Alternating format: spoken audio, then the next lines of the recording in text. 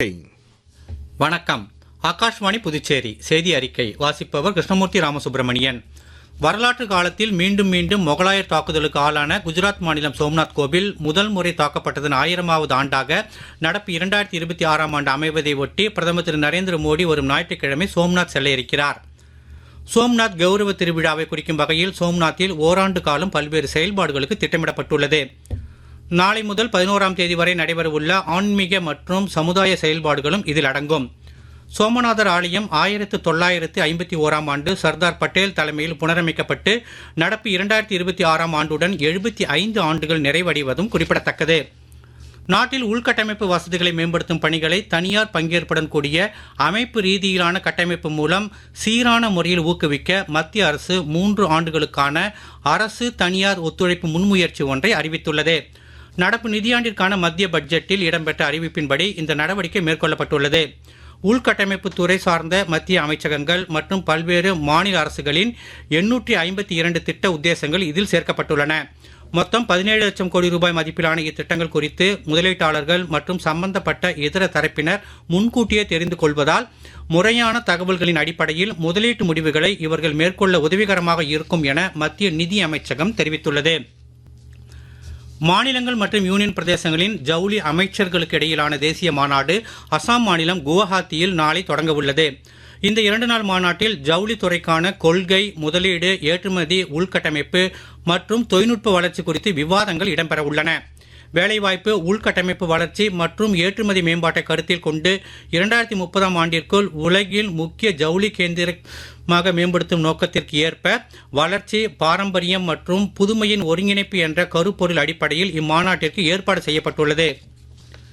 சத்தீஸ்கர் மாநிலம் சுக்மா மாவட்டத்தில் இன்று 13 பெண்கள் உள்பட 26 நக்சலைட்டுகள் போலீசாரிடம் சரணடைந்துள்ளனர். இவர்களில் 13 பேரின் தலைக்கு மொத்தம் 65 லட்சம் ரூபாய் வெகுமதி அறிவிக்கப்பட்டிருந்தது. வன்முறையை கைவிட்டு பிரதான நீரோட்டத்திற்கு திரும்பும் தீவிரவாதிகளுக்கான மாநில அரசின் மறுவாழ்வு கொள்கையின் கீழ் இவர்களுக்கு தலா 50,000 ரூபாய் நிவாரணம் உள்பட பல்வேறு உதவிகள் வழங்கப்பட உள்ளன. புதுச்சேரியில் கம்பன் கலையரங்கில் இன்று மாலை நடைபெற்ற விழாவில் துணைநிலை ஆளுநர் திரு கைலாஷ்நாதன், முதலமைச்சர் திரு ரங்கசாமி ஆகியோர் கலந்து கொண்டு காவல்துறையினர் 292 பேருக்கு பதவி உயர்வு ஆணைகளை வழங்கினர். முதலமைச்சர் திரு ரங்கசாமி இவ்விழாவில் பேசுகையில், காவல்துறையில் காலி பணியிடங்களை தமது அரசு நிரப்பி வருவதாகவும் பல ஆண்டுகளாக நிலுவையில் இருந்த பதவி உயர்வுகள் தற்போது வழங்கப்படுவதாகவும் கூறினார். காவல்துறையின் சிறப்பான பணிகள் காரணமாகவே புதுச்சேரி மக்கள் பாதுகாப்புடன் இருப்பதாக அவர் தெரிவித்தார். சட்டப்பேரவைத் தலைவர் திரு ஆர் செல்வம், மாநில உள்துறை அமைச்சர் திரு நமச்சிவாயம், காவல்துறை இயக்குநர் திருமதி ஷாலினி சிங் உள்ளிட்டோர் விழாவில் கலந்து கொண்டனர். புதுச்சேரியில் ஆளும் என்ஆர் காங்கிரஸ் பிஜேபி கூட்டணி அரசுக்கு போலி மருந்து விவகாரத்தில் பங்கு இருப்பதாக கூறியும் போலி மருந்து நபரின் டைரியில் உள்ள அரசியல்வாதிகளின் பெயர்களை பகிரங்கமாக அறிவித்து நடவடிக்கை எடுக்க கோரியும் இந்தியா கூட்டணி கட்சிகள் இன்று சுதேசி பஞ்சாலை அருகே தர்ணா போராட்டத்தில் ஈடுபட்டன. பிரதேச காங்கிரஸ் தலைவரும் நாடாளுமன்ற உறுப்பினருமான திரு வைத்திலிங்கம், முன்னாள் முதலமைச்சர் திரு நாராயணசாமி மற்றும் காங்கிரஸ், திமுக எம்எல்ஏக்கள் உள்பட பலர் இதில் கலந்து கொண்டனர். மத்திய சுகாதார அமைச்சகத்தின் காயகல்ப் விருது திட்டத்தின் கீழ் புதுச்சேரி ஜிப்மர் மருத்துவமனை 40 லட்சம் ரூபாய் ரொக்க பரிசுடன் கூடிய 3ஆம் இடம் பெற்றுள்ளது.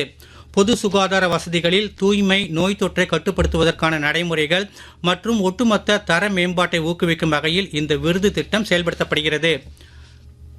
நாட்டின் பொது சுகாதார வசதிகளில் உலக தரம் வாய்ந்த நடைமுறைகள் பின்பற்றப்படுவதை உறுதிப்படுத்தும் வகையில் கடந்த 2024ஆம் ஆண்டு மத்திய அரசு கொண்டு வந்த திட்டத்தின் கீழ் இதுவரை நாடு முழுவதும் 50,000க்கும் மேற்பட்ட மருத்துவமனைகள் தேசிய தர உறுதிப்பாட்டு சான்றிதழ் பெற்றுள்ளன. ஆரம்பத்தில் மாவட்ட மருத்துவமனைகளுக்கு மட்டுமே வழங்கப்பட்ட இச்சான்றிதழ் பின்னர் மாவட்ட துணை மருத்துவமனைகள், சமூக சுகாதார மையங்கள் மற்றும் ஆயுஷ்மான் ஆரோக்கிய கேந்திரங்களுக்கும் விஸ்தரிக்கப்பட்டு நோயாளிகளை மையமாக கொண்ட பாதுகாப்பான தரமான மருத்துவ சேவைகள் வழங்கப்படுவதாக மத்திய சுகாதார அமைச்சகம் தெரிவித்துள்ளது. இன்று தமிழகத்தில் ஓரிரு இடங்களிலும் புதுச்சேரி, காரைக்கால் பகுதிகளிலும் லேசானது முதல் மிதமான மழை எதிர்பார்க்கப்படுகிறது. நாளை முதல் 4 நாட்களுக்கு பல்வேறு மாவட்டங்களில் கனமழைக்கு வாய்ப்பு இருப்பதாகவும் வரும் 13ஆம் தேதி வரை மழை நீடிக்கலாம் என்றும் சென்னை வானிலை ஆய்வு மையம் தெரிவித்துள்ளது. இத்துடன் இந்த செய்தி அறிக்கை நிறைவு பெறுகிறது. வணக்கம்.